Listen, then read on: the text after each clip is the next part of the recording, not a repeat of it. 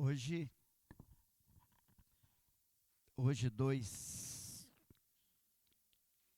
hoje 2 de novembro, a gente diz que é o dia de finados, né? Mas eu quero fazer uma nova proposta para vocês, dia dos continuados. Porque quando a gente fala em dia dos finados, a gente pensa em fim, acabou a vida, né? É a nossa ideia de finados. Mas se a gente vai nas escrituras, a gente vê que a morte não é um fim. A morte é uma transposição. Nós mudamos de CEP, mudamos de endereço, mudamos de esfera, da esfera terrestre para a esfera celeste. Portanto, não há o fim. É verdade que em algumas culturas, como por exemplo na cultura judaica, não essa data, mas aquilo que seria correlato ao dia de finados, eles chamam de dia da lembrança. Então é o dia que você lembra alguns que fizeram parte da sua rede de relacionamentos, mas eles já foram transportados. E você poderia pensar aí, pensa uma pessoa, uma que já fez parte da sua rede de relacionamento, pensa 2, 3, 4. Pensaríamos aí um número grande de pessoas que elas já não estão aqui. Alguns vão dizer assim, né? Não, elas estão vivas na tua memória. Elas não estão vivas, elas estão vivas na tua memória. Mentira! É mentira, elas não estão vivas na tua memória, elas estão vivas. Também lembradas por você, mas elas estão vivas. Um dos exemplos que eu gosto muito, e eu quero chamar você a abrir sua Bíblia, é Atos, capítulo 7. Esse texto de Atos 7, 55 e 56, ele fala sobre a morte de Estevão. Atos 7, 55 e 56, fala assim: Estevão, cheio do Espírito Santo, fitou os olhos nos céus e viu a glória de Deus e Jesus que estava à sua direita, e disse: Eis que vejo os céus abertos e o Filho do Homem em pé à destra de Deus. Estevão estava na esfera terrestre, mas Estevão, ele viu a esfera celeste. Estevão teve uma antevisão.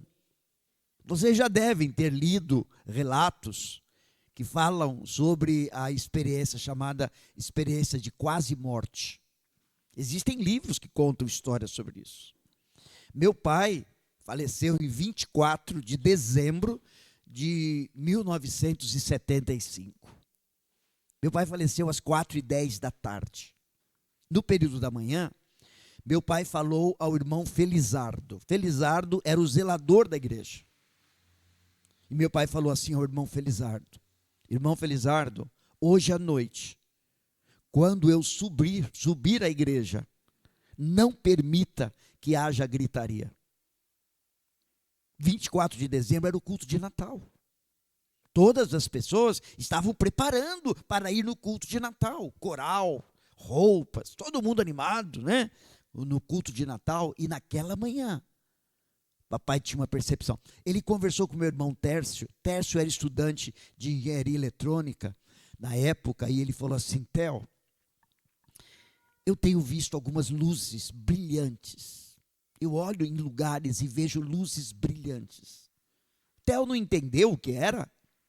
Felizardo não entendeu o que era. Talvez nem mesmo o papai entendesse o que estava acontecendo, mas ele estava com os pés na terra, mas os olhos numa outra realidade, numa outra dimensão. Estevão, ele está com os pés na terra. Estevão está sentindo pedradas no corpo, Mas Estevão, ele não está ligado nas pedradas. Os olhos dele estão de um lugar para onde ele estava indo. Jesus, na cruz, conversando com o ladrão, quando o ladrão fala, lembra-te de mim quando entrares no teu reino, Jesus, ele diz, o quê? O quê? Hoje mesmo estarás comigo no paraíso. É assim, Jesus fala para o camarada assim, fecha teus olhos aqui, que você já vai abrir lá. Quando você está num velório, falando da história de alguém, chorando saudade de alguém, pensando o caixão que vai colocar, o túmulo que vai colocar, quando você está envolvido no processo de sepultamento, aquela pessoa já está noutra dimensão viva. Você está aqui chorando, a perda, a saudade, a dor, a distância, ela já está. Não é que ela vai estar, ela já está. Porque quando ela fechou os olhos aqui, ela abriu os olhos lá. Enoque é o primeiro homem que a Bíblia descreve que Enoque andou com Deus e Deus o tomou para si. Então, na teologia clássica, Enoque não morreu. Enoque foi trasladado. Ele deixou de estar aqui e ele passou a estar lá. O Velho Testamento fala de Elias. Segundo a Reis 2, fala que Elias estava com Eliseu, estava naqueles relacionamentos ali com a escola de profetas, e uma carruagem de fogo veio e levou Elias. Elias não morreu, Elias foi transportado, foi levado, estar com o Senhor. Então essa é uma verdade. Quando uma pessoa morre, a vida não acaba. Não existe a aniquilação da alma. Não existe. A alma foi aniquilada. Acabou, ela viveu e acabou. O humanismo do nosso tempo quer dizer para a gente o seguinte, cara, comamos e bebamos que amanhã morreremos. Essa frase não é do século 21. Essa frase é uma frase usada antes de Jesus. O apóstolo Paulo cita essa máxima usada no Império Grego. Comamos e bebamos que amanhã morreremos. Você tem que atolar o pé na jaca, enfiar o pé na jaca? Enfia. Porque amanhã você morre, acaba e esqueceu. Já era, não tem mais nada. Não existe a aniquilação da alma. Se existisse a aniquilação da alma, não haveria justiça. Por quê? Sabe o velho faroeste? Cada um por si, o mais valentão, o mais bem armado, resolve os seus problemas e sai matando, e sai dominando, sai controlando, e ninguém pode fazer nada. Não existe justiça. O que existe é a terra, é a vida aqui, e cada um age como pode. Não existe aniquilação da alma. Não existe a reencarnação da alma.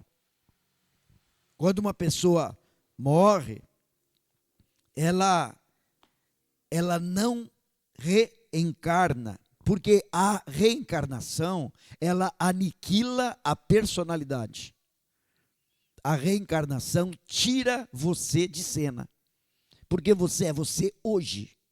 Porque se você voltar amanhã, não é mais você, é outro. E se você voltar depois, não é mais você, é outro. Aniquila a pessoalidade. A reencarnação quebra a justiça. Quebra a justiça. A doutrina, uma doutrina muito ligada ao hinduísmo, né, do karma, coloca sobre alguém o peso dos erros do outro. Tanto é que as classes baixas dentro da Índia, principalmente nos rincões mais interioranos, aonde a velha Índia ainda está mais viva, elas são discriminadas, porque diz o seguinte, se ela é pobre, se ela é doente, se ela está mal, se ela é deficiente, qualquer coisa, é porque ela está pagando por pecado de outros. Então, não faça nada. Não toca, não ajuda. Porque se você ajudar, você pode estar atrapalhando o processo da reencarnação. Então deixa lá. Porque depois ela vai morrer, e aí vai se reencarnar, e aí vai vir melhor. A doutrina da reencarnação, ela quebra a justiça. Quando uma pessoa morre, a vida não acaba. Ela fica reservada para a ressurreição. Tanto justos quanto injustos. Tanto sábios quanto ímpios. Veja, por exemplo, em João 5, 28 e 29. Em João 5, 28 e 29, Jesus está falando assim, né? Não vos maravilheis disso, porque vem a hora em que todos os que se acham nos túmulos ouvirão a sua voz e sairão. Os que tiverem feito o bem para a ressurreição da vida, e os que tiverem praticado o mal para a ressurreição do juízo. Ressurreição não é privilégio do crente. A ressurreição é para todos. Os que tiveram vivendo em piedade e sem o perdão, ressuscitarão para juízo. Os que tiverem sido remidos dos seus pecados, ressuscitarão para a vida. Todos haverão de ressuscitar. Em Atos 24, 15, nós temos uma palavra do apóstolo Paulo, Atos 24, 15, onde Paulo fala: tendo esperança em Deus, como também estes a têm, de que haverá ressurreição, tanto de justos como de injustos. Então, a ressurreição, ela virá sobre todos. A ressurreição, ela mantém a pessoalidade e ela mantém a personalidade. O que é pessoalidade? É o caráter de único. Você é uma alma única e eterna. Isso é pessoalidade. Você é você.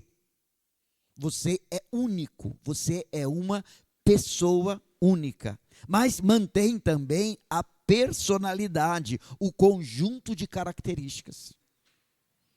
Porque você é você por causa das características que te definem e que te diferenciam. Lá no céu, você continua você. Lá no céu, você não será um anjo. Lá no céu, você não será outra pessoa. Lá no céu, você não será uma gota no oceano da realidade celeste, que é uma outra interpretação de que quando você morre, você continua existindo, mas você não é mais gota. Agora você é o oceano. Você perde a sua individualidade e você se dissolve no meio da totalidade. Isso não é verdade. A verdade das Escrituras é que você continua sendo você, com as suas características. A ressurreição, ela mantém a justiça intocada. Porque só com a ressurreição é que a gente pode esperar que homens como, por exemplo, Adolf Hitler, que cometeu crimes bárbaros contra a humanidade, venha pagar pela barbaridade dos seus crimes. Porque enquanto vivo, ele não pagou. É só crendo na ressurreição que a gente sabe que a justiça se completa. E domingo passado eu falei sobre o rico e Lázaro. Lembra, rico? O rico, ele era o quê? O que o rico era? Rico. É rico. Era rico. E o pobre? E o Lázaro? Pobre. No entanto, o rico da história contada por Jesus, ele não tem sinais de piedade. Tanto é que quando ele morre, ele vai para o outro lado, longe de Abraão. E o Lázaro não. O Lázaro, ele é colocado perto de Abraão. Então a justiça se estabeleceu ali, porque até ali Não havia justiça. Ontem eu conversando com um camarada no posto de gasolina, ele dizia isso, ele dizia, tem um cara amigo meu, que ele fica perguntando para mim, mas, como é que você vai falar de Deus como sendo alguém bom? Cara, quanta coisa, quanta gente ruim vivendo bem, e quanta gente boa sofrendo. Sabe, quanta gente boa sofrendo, enfermidade, doença, desemprego, fome, necessidade, e tanta gente. Aí eu falei para ele assim, você já leu o Salmo 73? Leia o Salmo 73, aonde o salmista, ele fala de que quando ele via o ímpio vivendo tranquilo, ele quase escorregava na inveja. Ele está lá. Até que ele entrou no templo e ele viu a realidade aos olhos de Deus. Você está lá no Salmo 73. Então, é preciso a gente pensar algumas verdades nesse dia dos continuados, né? Algumas verdades. A primeira verdade é que é possível fazer uma carreira lá. Você pensa em fazer carreira na terra, né? A gente viu aqui Gabi falar. Gabi, cadê Gabi? Gabi foi arrebatada? Está aqui. Minha irmã, não tinha te visto aqui. A gente viu a Gabi falar, né? Da sua aprovação como médica, né? E eu, como homem já idoso e avançando celeramente para os 70 anos, me sinto muito feliz de que tenho médicos que possam cuidar, né, da gente, coisa e tal. Mas não é só carreira terrena. Alguns já completaram a sua carreira profissional, né? A sua carreira profissional na terra, outros estão começando, outros estão ainda decidindo que vão ser um dia, mas se você é você precisa entender que é possível você fazer uma carreira lá. O que é uma carreira? Uma carreira são oportunidades concedidas dentro de uma determinada sociedade. No céu haverá uma sociedade onde o humano e o divino estão coabitando. Lá em Apocalipse fala, Deus estará conosco. Nós seremos humanos, remidos, transformados e estaremos com Ele. E nessa sociedade dos humanos redimidos, existem oportunidades de trabalho. Existem carreiras. Então vamos ver algumas coisas. Mateus 25, Jesus está falando aquilo que a gente chama de o sermão profético. Mateus 23, 24, 25. No 20 e 21, Jesus fala assim: então, aproximando-se o que recebera 5 talentos, entregou outros 5, dizendo: Senhor, confiaste-me 5 talentos, eis aqui outros 5 talentos que ganhei. Disse-lhe o Senhor: muito bem, servo bom e fiel, foste fiel no pouco, sobre o muito te colocarei, entra no gozo do teu Senhor. A história aqui é o seguinte: o senhor, né, o nobre, ele vai para uma batalha, ele vai em conquistas, ele chama 3 mordomos, administradores, e dá para um deles 5 talentos. Talento aqui não é habilidade, talento é uma unidade monetária que tinha um valor alto. Então dá 5 talentos para aquele homem, para outro dá 2 talentos, para outro dá 1 talento, e ele diz: olha, cuidem disso. E aí ele vai, guerreia, vence, tal, volta, e aí o primeiro vem e diz: olha, o Senhor me deu 5 talentos, e eu desenvolvi, o que o Senhor colocou na minha mão, eu desenvolvi. Está aqui, 10 talentos. E o Senhor diz então: muito bem, servo bom e fiel, você foi fiel no pouco, eu vou te colocar sobre muito, entra no gozo do teu Senhor. Paulo, mas aqui ele pode não estar falando sobre céu. Ele está, porque toda a conversa de Mateus 24, 25 é sobre a volta de Cristo. É no mesmo lugar que fala sobre os bodes e as ovelhas, é o mesmo lugar que fala sobre as 10 virgens, sobre a volta do noivo. Então, o contexto é esse, certo? Veio o homem que recebeu 2 talentos e trabalhou e desenvolveu, e ele então diz, olha, você foi fiel na sua carreira terrena, entra no gozo do teu Senhor. Aí veio um, recebeu um talento, não fez nada e não desenvolveu, e disse, eu sei que o senhor é um homem duro. Veja um conceito inadequado de Deus. Velho, de barba branca, pronto para castigar. Ele é duro. Então eu só vou ficar escondidinho, vou ficar protegendo, sabe? Eu sei que o senhor é homem duro, que o senhor colhe onde não plantou, né? Então eu guardei a tua unidade monetária, o teu talento está aqui. E o homem fala para ele, servo mau e negligente. Tirem o talento dele e deem ao que tem 10. Porque ao que tem se lhe há dado, e até o que não tem se lhe há tirado. Jesus está falando de como a nossa vida aqui na terra é treinamento, é estágio, é trainee. E da maneira como nós lidamos com a nossa vida terrena, nós teremos oportunidades na vida celeste. Não pense você que quando chegarmos no céu, todo mundo vai ser modelo standard, modelo padrão. Todo mundo igualzinho. Lá no céu haverá diferença. A entrada no céu é graça. A condição no céu é mérito. Entrar é graça. A condição que você tem lá dentro é mérito.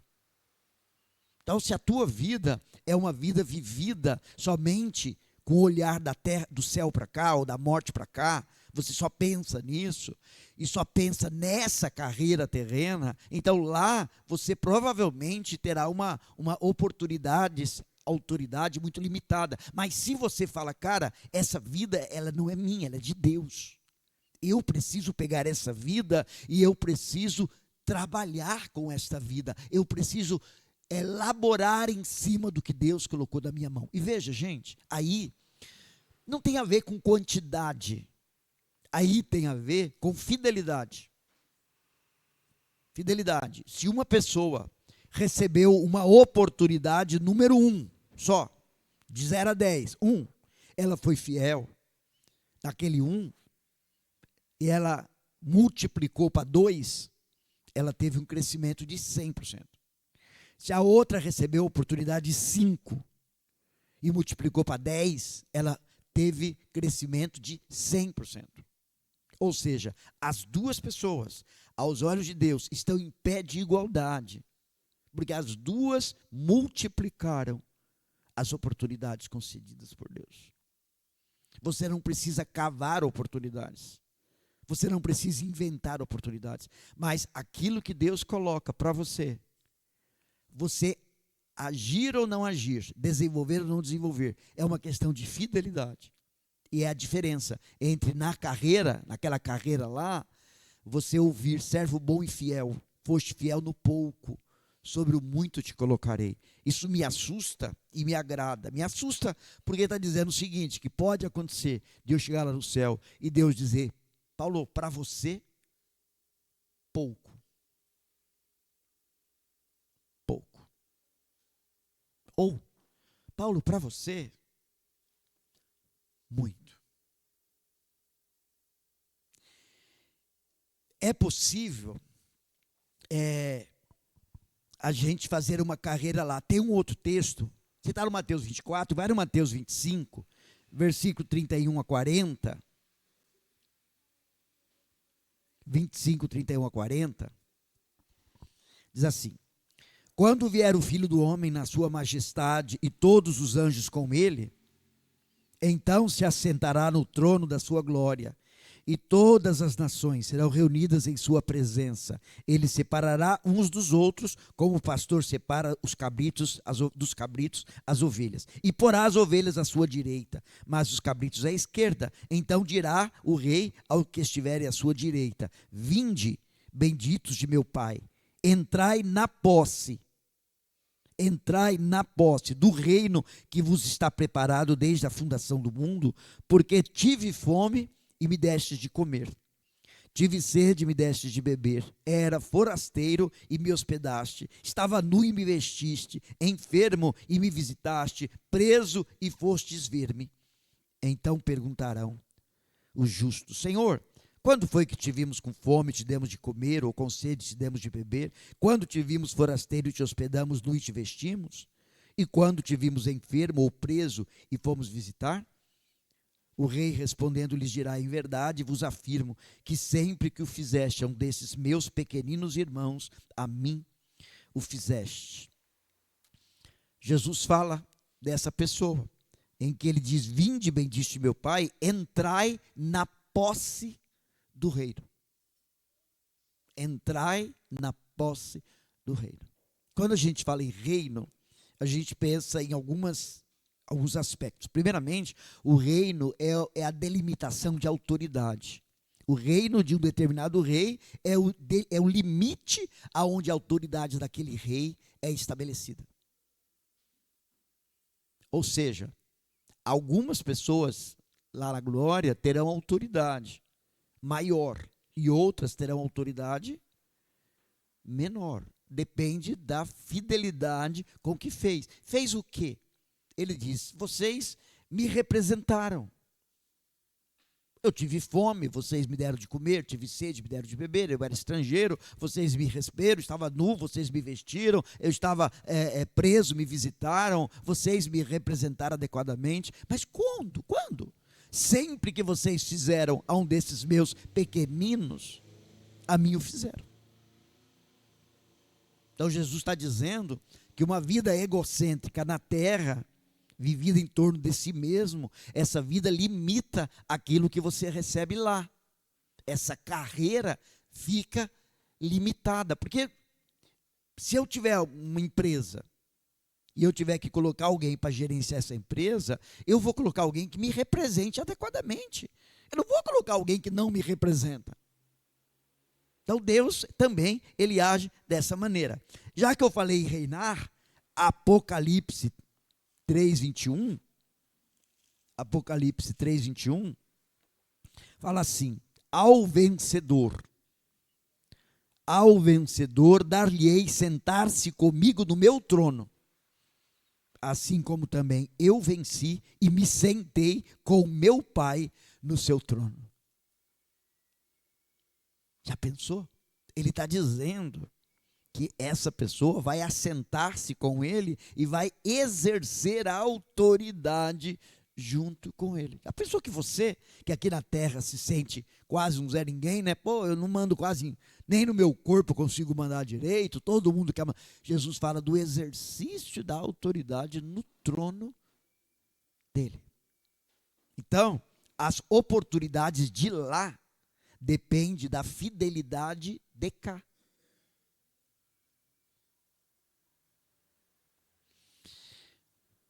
É possível ajuntar tesouros lá. É uma palavra de Jesus que nós sabemos muito bem, né? Mateus 6:19-21. Não ajunteis tesouro onde? Na terra, onde ladrões minam e roubam, onde a prata, a ferrugem consome, os ladrões minam e roubam. Ajuntai tesouro no céu, onde a traça e a ferrugem não consomem e os ladrões não minam e nem roubam. Jesus está dizendo que os tesouros de cá não podem ser usados lá. Em Lucas 12, Jesus conta uma história. Ele fala de um fazendeiro que teve uma super safra e que lhe disse: o que eu vou fazer com tudo isso? Eu já sei. Eu vou derrubar meu celeiro, eu vou construir celeiros maiores, sabe? Eu vou ampliar o limite da minha conta. E eu vou estocar, e depois eu vou dizer: alma, tens em depósito muitos bens, come, bebe e regala-te. E aí, o Senhor Jesus diz: louco, esta noite pedirão a tua alma. E o que você tem juntado, para quem será? Porque os tesouros daqui não podem ser usados lá. O teu diploma daqui não serve lá.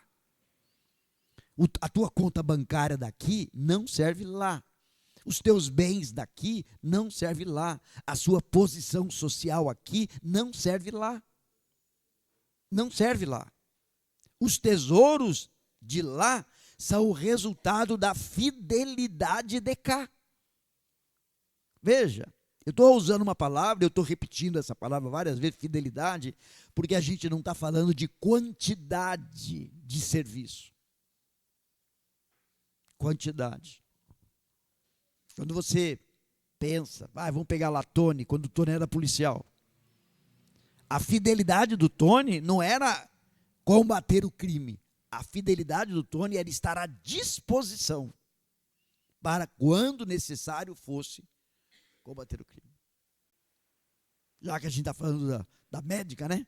A Gabi, se ela estiver de plantão, a fidelidade dela não é um tanto de pessoas que ela atendeu, é quanto está disponível para atender aquilo que precisar ser atendido. Plantão. Então a fidelidade não tem a ver com quantidade. Não tem a ver com aquilo, fazer para Deus, para Deus, para Deus, fazer. Não, é fazer o que Deus mandou fazer. E aguardar a ordem, enquanto essa ordem não chegar. É esse fazer que significa, essa fidelidade, que significa juntar tesouros lá. Quando eu era mais novo, eu achava que juntar tesouro lá tinha a ver com religião. Então é assim, quanto mais eu fazia uma coisa ligada à igreja, mais eu estava juntando tesouro lá. Eu pensava assim. Só junta tesouro lá quando você faz aquilo que Deus mandou você fazer. Porque você é servo. Você é servo. Veja, é possível receber recompensas lá. O galardão, ele poderia, a palavra galardão, ela pode ser traduzida por salário. Então você trabalhou, você recebe o seu salário. Assim Paulo usa em 1 Coríntios 3:8. Digno é o trabalhador do seu salário. Certo? Então, a mesma palavra para salário é usado para galardão ou para recompensa. O galardão lá é recompensa das dores da fidelidade de cá. Porque ser fiel a Deus não é mamão com açúcar.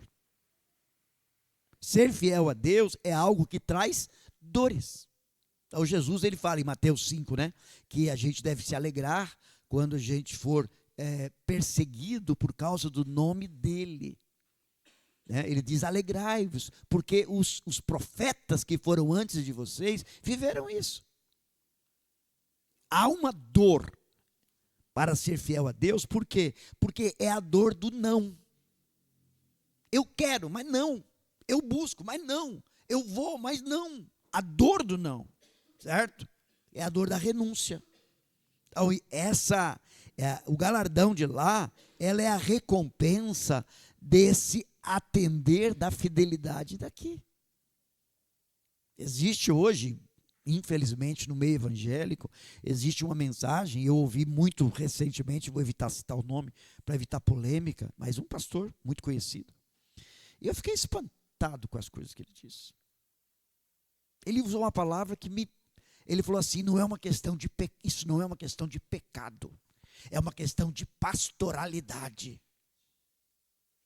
E eu fiquei pensando, como é que esse negócio, quer dizer então que eu preciso pastorear, mesmo que a pessoa, ela queira viver no seu esquema de vida, porque aos olhos de Deus não vale o pecado e a paz. Eu fiquei meio confuso, eu falei, cara, eu não sei, estou ficando velho, algumas coisas já não entendo mais, já não aceito mais, não desce. Não desce. O viver em fidelidade implica num alto preço. Alto preço. E aí a pregação evangélica do nosso tempo é quase comamos e bebamos que amanhã ressuscitaremos, sabe? É quase isso. Não, vai vivendo, vai aproveitando o melhor da vida que Deus te der. O galardão, ele não é recebido, já que eu li Mateus 5,19, eu vou ler Mateus 6,1. O galardão não é recebido se você vive a sua piedade pensando na terra. Olha lá, ainda Sermão do Monte, Mateus capítulo 6, versículo 1, Jesus diz assim, ó: guardai-vos de exercer a vossa justiça diante dos homens, com o fim de serdes vistos por eles. Doutra sorte, não tereis galardão junto de vosso Pai Celeste. Então Jesus está dizendo que toda piedade vivida para ser vista e elogiada pelos homens, impede você de receber galardão lá. Por quê? Porque você não fez pensando em lá, você não fez pensando em Deus, você fez pensando nos homens. Então, quando as pessoas te elogiaram, você recebeu o galardão. Recebeu o galardão. E aí, a gente vê que a salvação, ela é graça, mas o galardão é mérito. 2 textos de Apocalipse. Apocalipse 11, 18. Para a gente encerrar essa fala, Apocalipse 11, 18. Na verdade, as nações se enfureceram, chegou, porém, a tua ira e o tempo determinado para serem julgados os mortos, para se dar o galardão aos teus servos, os profetas, aos santos e aos que temem o teu nome, tanto aos pequenos como aos grandes, e para destruírem os que destroem a terra. Ele fala de chegar o tempo de conceder galardão aos profetas e aos que creram no seu nome. E Apocalipse 22, 12, o último capítulo da Bíblia, o último capítulo, 22, 12, fala: e eis que venho sem demora, e comigo está o galardão que tenho para retribuir a cada um segundo as suas obras. Eis que venho sem demora. E está comigo o galardão que tenho para retribuir segundo as suas obras. Veja, queridos, diante dessa verdade, que não é finados, mas é continuados, Jesus nos exorta assim, ó: arrependei-vos, pois o reino dos céus está próximo. E quando ele fala arrependei-vos, ele não está dizendo assim, ó, olha para trás e vê as besteiras que você fez e se arrepende. Não é isso que ele está dizendo. Ele está dizendo, olha para frente, o que está próximo, o que está chegando, e muda a sua postura a partir desta visão. Então, arrependimento não é olhar para trás. Arrependimento é olhar para frente, é olhar para aquilo que está próximo, aquilo que está chegando, e dizer, cara, se eu sou alguém que vou continuar, eu não vou acabar, eu devo mudar a minha maneira de enxergar. E aí vem o apóstolo Pedro, que termina dizendo o seguinte, leiam comigo, leiam junto comigo: visto que tudo será assim desfeito, que tipo de pessoas é necessário que vocês sejam? Para um pouquinho. Ele está falando sobre a destruição dessa terra. E ele está dizendo, diante disso, que tipo de pessoa é necessário que vocês sejam? Vamos continuar? Vivam de maneira santa e piedosa, esperando o dia de Deus e apressando a sua vinda. Naquele dia os céus serão desfeitos pelo fogo e os elementos se derreterão pelo calor. Todavia, de acordo com a sua promessa, esperamos novos céus e nova terra, onde habita a justiça. Pode ir mais um. Portanto, amados, sabendo disso, guardem-se para que não sejam levados pelo erro dos que não têm princípios morais, nem percam a sua firmeza e caiam. Cresçam, porém, na graça e no conhecimento de nosso Senhor e Salvador Jesus Cristo. A Ele seja a glória agora e para sempre.